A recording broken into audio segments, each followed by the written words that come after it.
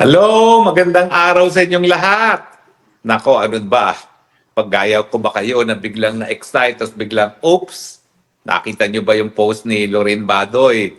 Of course, I'm referring do sa kumakalat na galing di umano sa St. Luke's na nagsasabi kung ano talaga ang tunay na karamdaman ni Junior. At nakasaad doon na bukod pa, o bagamat inamin nga nila yung inanunsyo ng sakit na ano bang tawag doon? Sandali nga, ano bang tawag doon? Yung circumvent ng circumvent. Nakalagay doon na meron pa raw surgical intervention. Well, inamin naman kasi ng Malacanang na ang sakit ay diverticulitis. Ang sabi nga nila kasi divert ang pondo ng gobyerno. Kaya diverticulitis, hindi po. Ay yan pala po ay isang gastrointestinal disease at iyan ay dahil infected o namamaga yung colon, yung pouches sa colon. Although talagang pilyo mga Pilipino, diverticulitis daw kasi dinadivert ang flood control, dinadivert ang PhilHealth funds. No? Pero sakit colon po yan. Nung isang minsan na tayo ay nag-spokes hour, ang nakita ko naman is itong gastrointestinal disease na ito ay po pwedeng maging side effect ng cocaine use. Kaya nga sabi ko, well, posible lang naman. Hindi naman natin alam talaga kung ano talagang sakit niya at hindi natin masasabi talaga na ito talaga ay dahil sa cocaine use. Pero nung nakita ko yung di umano na sabi naman ni Lorraine Badoy, hindi totoo, di umano na bukod pa doon sa diverticulitis, ay merong recommended na surgical intervention at sinasabi nung that base doon sa sinasabi na merong surgical intervention, tinignan ko ang ChatGPT, pa yung sinasabi, malala daw ito at it is life-threatening dahil pwedeng magkaroon ng sepsis, no? Well, kaya naman, God, Lord, forgive us. Pero syempre, na-excite naman tayo dahil hindi ko pinagdadasal talaga na may masamang mangyari kay Junior. Kasi yan po ay bawal sa mga Kristiyano na ipagdasal na magkaroon ng abiryang iba. Pero kung yan naman talaga ay ginusto ng Panginoon at nangyari talaga, kaya naman nagka-excitement ng kaunti. Pero ngayon, ang sabi nga ni Dr. Lorraine Badoy, mukhang hindi totoo yan. Bakit? Kasi unang-una, striktong-strikto ang St. Luke's, no, pagdating sa data privacy at dahil medical condition yan, hindi para ipaskil pa nila yan sa pintuan. No? So talagang ang nakapaskil lang sa pintuan ay yung pangalan ng doktor at malalaman mo siguro kung anong sakit, depende kung sino yung doktor na yon na espesyalista. Ako po kasi, sususugan ko yung sinabi ni Lorraine Badoy na hindi po pwedeng ilabas kung ano talagang kondisyones, lalong-lalo na sa pintuan lamang ng kwarto ng isang pasyente kasi lolo, lola, uncle, auntie, lahat po yan ako nag-alaga. At halos lahat ng kayamanan ng aking pamilya napunta sa ospital, no, Makati Medical in particular. Kasi dati naman, yung parang treasurer ng Makati Medical, kamag-anak din namin sa side ng maternal grandfather ko, no? Kaya doon kami nagpupunta dahil malaki rin yung diskwento. Pero sa totoo lang, ako talaga yung professional bantay ng lolo, lola, uncle, auntie. Ilan ba yung inalagaan ko dyan sa Makati Medical? Lolo, lola, auntie, mommy, 4, 5, uncle, dalawang uncle, 6, isang auntie, 7 ang inalagaan ko dyan. So talagang alam ko yung sistema. Ang nakalagay lang sa pinto ay pangalan ng doktor. So malalaman mo lang kung ano yung specialization ng doktor at hindi para ilagay yan sa pintuan. Pero ganun pa man, dahil alam naman natin na itong sakit niya ay itong tinatawag na diverticulitis, hindi po yan dahil nagda-divert ng flood control, hindi po yan dahil nagda-divert ng PhilHealth funds, kung hindi nagda-diverticulitis, yan ay sakit sa colon, at least, nagkaroon tayo ng pagkakataon para intindihin kung ano pala yung sakit na yon. So yung inaamin nilang sakit ay infected, inflamed pouches in the colon. No? Anong po pwedeng mangyari? So, po pwedeng mangyari na kapag inflame yan o namabaga, ay po pwedeng magkaroon ng perforation or butas. No? At kapag nangyari yan, ay po pwede talagang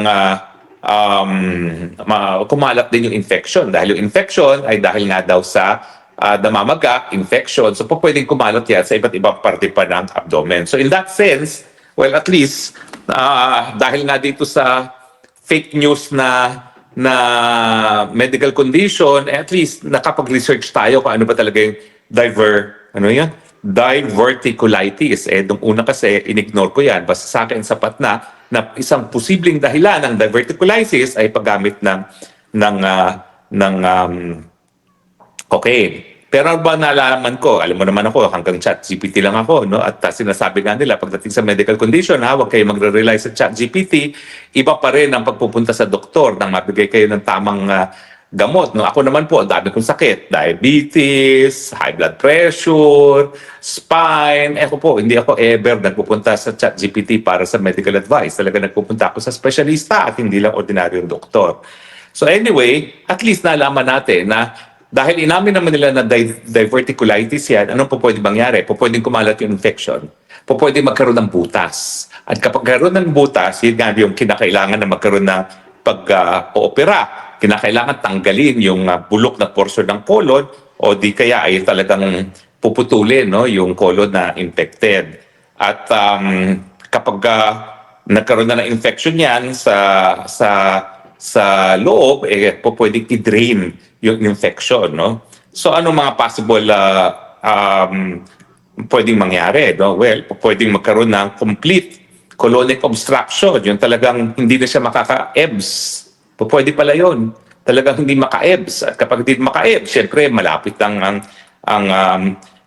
nasa ano ka na niya, nasa waiting list na, no? Sa boarding area, no? Papunta kay San Pedro. Tapos, alam naman natin lahat na talagang iisa lang ang kidney niya. Dahil yung isang kidney niya, binigay niya sa ama niya na namatay dahil sa lupus, no? Yung palang kidney na yan, meron din isang stone. Hindi natin alam kung cancerous o hindi, pero hindi po pwedeng may mangyari pa dyan sa kaisa-isang kidney na yan. Otherwise, tigok. At saka syempre, meron din daw asclerosis, osteoporosis, higher surgical risk. Now, nung tinanong ko ito ba ay life-threatening, sabi naman nila, sabi ni ChatGPT, pwede. Pero kapag merong timely medical intervention naman at merong paggamit ng antibiotic, hindi naman dyan po pwede maging deadly. So ngayon, humingi ako ng patawad sa Panginoon kasi nga, na-excite ako. Na-excite ako na baka dahil dun sa nakita ko nakapost na kondisyon niya at dun sa sinabi ng ChatGPT na kapag may kinakailangang surgical intervention, malala na talaga at po pwede maging deadly. Sorry po, na-excite lang ako kasi akala ko baka maging presidente na si BP Sara at matapos na ang kalbaryo ng Pilipinas. Kasi talaga naman po ako, ngayon nanggaling lang ako doon sa hearing ko sa asylum, no? Naku, 3 oras po yun na talaga namang nakakaawa na nangyayari sa Pilipinas, no? Na yung mga gaya ko, napipilitang mag-ibang bayan, maski di minsan, wala akong intensyon na mag-ibang bayan, kaya lang napilitan tayo manirahan sa malayo sa Pilipinas, pilot nyo man hindi naman sa wala akong pagkakataon. 2 beses ako nag-aral sa abroad, 2 beses ako nagturo sa abroad, balik pa rin ako ng Pilipinas. So talagang masakit po sa akin na mawalay talaga sa aking inang bayan at mahiwalay sa pamilya ko at mga kaibigan ko. Not to mention na syempre wala akong hanap buhay ngayon kasi yung aking pagiging abogado, dyan lang naman sa Pilipinas ako abogado, hindi naman ako abogado dito except for ICC na wala naman ako ibang kliyente, no? So, talaga naman pong pasensya na kung kami na-excite kasi ako, personal, alam mo naman, pag may nangyari sa kanya, pwede na akong bumalik. Kasi alam ko naman na yung mga kaso na tanim kaso sa akin, hindi naman talaga yan tatayo pag nawala na siya dahil wala talagang ebidensya. Mantakin niyo po non-bailable human trafficking, ang ebidensya lang nila. Sinimahan ko si Casiong para humingi na mas matagal na panahon magbayad ng pagkakautang sa PAGCOR dahil na-despalcohan sila. Tumawag ako, nag-text ako, kamusta na po yung application ng Lucky South 99 para sa renewal of passport, na renewal of license. In the first place, gawaing abogado lang po yun. Kaya ka nga kumukuha ng abogado para sigurado na lahat ng operasyon mo ay legal, pero yun ang naging dahilan. Yan lang po talaga naging dahilan na sinasabi nila na ako daw ay gumawa ng non-bailable offense of qualified human trafficking. Kaya nga po, na-excite ako dahil ibig sabihin yan, kung may mangyari sa kanya, pwede na ako makauwi. Dahil wala na po talagang gagamit ng batas para sa data para ako'y patahimikin. Well, kahit ano naman ang gawin nila, kahit ano pa isang pa nila, di naman ako tumatahimik. Dahil ako talaga naniniwala ako na kailangan pagdiskursuhan natin kung bakit salot sa ating mga buhay ang Marcos administration. At tingin ko naman, dahil tayo nahihirapan sa pamumuhay natin sa Pilipinas ngayon, napakataas ang presyo ng bilihin, napakatindi ng problema sa korupsyon sa panahon na naghihirap tayo, no? At siyempre, importante na pag-usapan natin itong mga problemang ito at sabihin na meron namang alternatibo. At yung alternatibong yan ay si Inday Sara Duterte dahil siya naman talaga ang pumili din kay Inday Sara Duterte para maging kapartner niya para maging vice-presidente. Eh, ano ba trabaho ng vice-presidente? Di ba ho, kapag nawala na yung presidente, yung vice-presidente na. Hindi ko po alam kung nasaan ngayon si Inday Sara Duterte, pero may naririnig ako na baka umuwi na, no? Eh, dapat naman umuwi siya dahil kapag siya ay minangyari nga dyan kay Junior, at wala siya dyan, abay, magiging acting president itong si Tito Soto. Dahil paano siya magiging presidente kung mawala nga ang presidente, nawala naman siya sa Pilipinas? Well, pwede naman.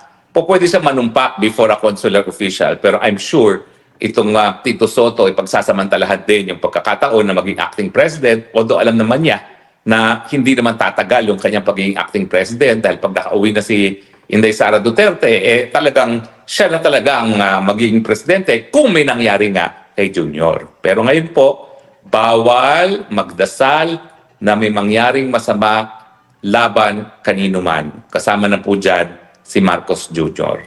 So, bagamat tayo ay talagang nagdarasal na sana magkaroon ng pagbabago sa ating liderato, nang sa ganun naman po, eh, magkaroon tayo ng solusyon sa problema na walang tigil na pagtaas sa presyo ng bilihin, sa korupsyon, at syempre, isang tao na hindi tayo kakalingkarin sa gera na wala naman tayong kinalaman na ginagawa ni Marcos Jr., ang totoo niyan, only God can decide kung ano magiging kapalaran ni Marcos Jr. at wag natin po siyang pagdasal na tuluyan ng mawala sa daigdig nito dahil yan po ay hindi tama. Okay? So, pero tao rin po ako.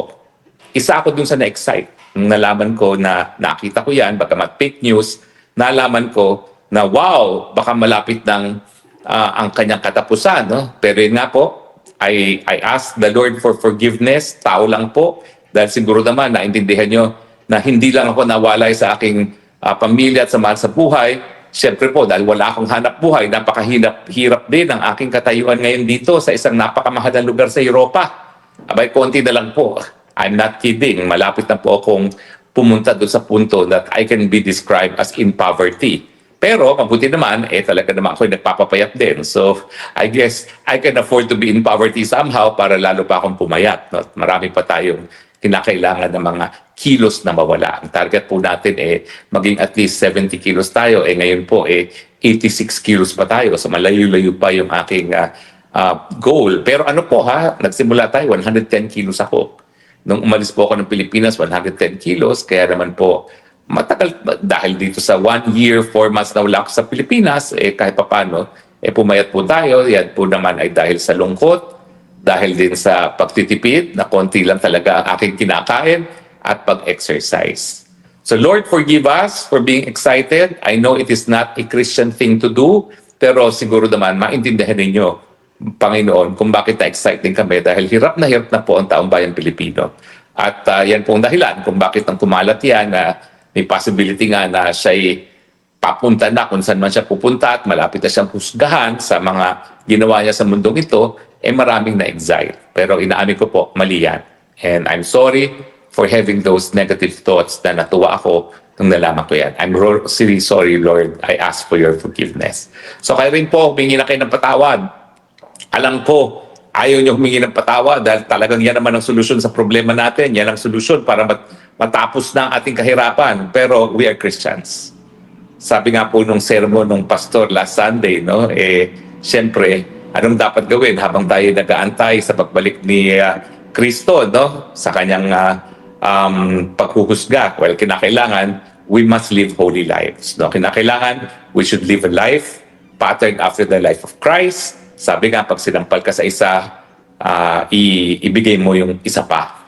So, mahirap po maintindihan minsan yan, lalong-lalo na sa gaya ko na matindi na po ang paghihirap economically and emotionally dahil isang taon at apat na buwan na akong nawawalay sa aking pamilya at mga kaibigan at isang taon at 4 na buwan na rin ako walang hanap buhay. Pero we have to follow what the Bible says. We need to live holy lives. That is why we ask for forgiveness for the happiness and the excitement that we felt nung akala natin may mangyayari na kay Marcos Jr. Pero magpapatuloy pa rin tayo ng dalangin, ha? Thine will be done. Siguro po kung ano yung leksyon na nais niyong matutunan ng mga Pilipino sa pagbibigay ng Marcos Part 2, natutunan na po namin. Hindi na dapat magpabudol muli. Kinakailangan maging kritikal sa mga desisyon, lalong-lalo na kung sino ang magiging presidente. Kaya sa susunod na eleksyon, pero yan po ay sa susunod, ha? Kung may mangyari naman kay Junior bago magkaroon ng eleksyon, talagang wala naman pong choice. Miski ayaw ng mga pulahan at ng dilawan, si BP Sara na maging presidente, kung may mangyari kay Marcos Jr., yan naman po talagang talaga, no? Yan yung nakasulat sa ating saligang batas at wala kayong magagawa sa ayaw at sa gusto nyo. Kung may mangyari talaga before 2028 elections, Inday Sara will take over. At kaya naman, hinalal din siya ng unprecedented na mga numero ng mga botante dahil alam natin na kayang-kaya ni Inday Sara yung trabaho. Kahit sino naman siguro can do a better job than this guy, no? Kasi nga, wala sa tamang pag-iisip at sabi ng kapatid niya na si Senator Amy Marcos, vangag kasi. Pero meanwhile, Lord, forgive us even as we pray, thine will be done. Dahil hirap na po ang sambayan ng Pilipino, hindi lang po si Harry Roque. Please, Lord, deliver us from evil. At alam po namin na ang taong gumagamit ng pinagbabawal na gamot, ang tao na kumikita sa korupsyon, that is the path of the wicked ones. Deliver us from evil. Deliver us from Marcos Jr. Yan na lang pong gawin nating panalangin, even as we ask forgiveness for the excitement that we felt nung akala nating matitigok na siya. Okay, maraming salamat po sa inyong patuloy na pagtangkilik, ha. O nga pala po, ang aking panawagan kay BP Sara, sabi ng aking informante, talagang nagbilin itong si Marcos. Hindi gaya ng pagbibilin mo, BP Sara, na kapag pinatay ka, patayin din sila. Ang pinagbilin ni Marcos Jr. ay kung may mangyari sa kanya, siguraduhin hindi ka magiging presidente. So maski siya ay kunin na ng Panginoon, at yan naman ay hindi ginusto ng kahit sino at tayong Panginoon lang ang makakadecide, ang bili niya, gawin ang lahat para wag ka maging presidente, kasama na ang paggugurgur sa iyo. Kaya mag-ingat ka kung nasaan ka man na VP Sara, talagang nagkaroon ng utos ang Marcos Jr., wag na wag gawing presidente si Inday Sara Duterte. At tayo naman, pagdasal natin na the Lord will accord divine protection kay VP Sara because sabi nga niya, no? Evil will not prevail as against the good in our midst. Salamat po sa inyong patuloy na pagtangkilik at sana po you agree with me. Alam ko na, intindihan ko po talaga yung excitement. Pero mali po yan. We need to live holy lives. We need to follow the footsteps of Christ habang nag-aantay tayo ng pagbabalik ng ating Kristo. Okay, maraming salamat po. Hanggang sa muli nating pagkikita. Ito po inyong spokes ng bayan. Harry Roque nagsasabing, I love you, Philippines. You're the only country that I have. You're the only country that I will love. Bye!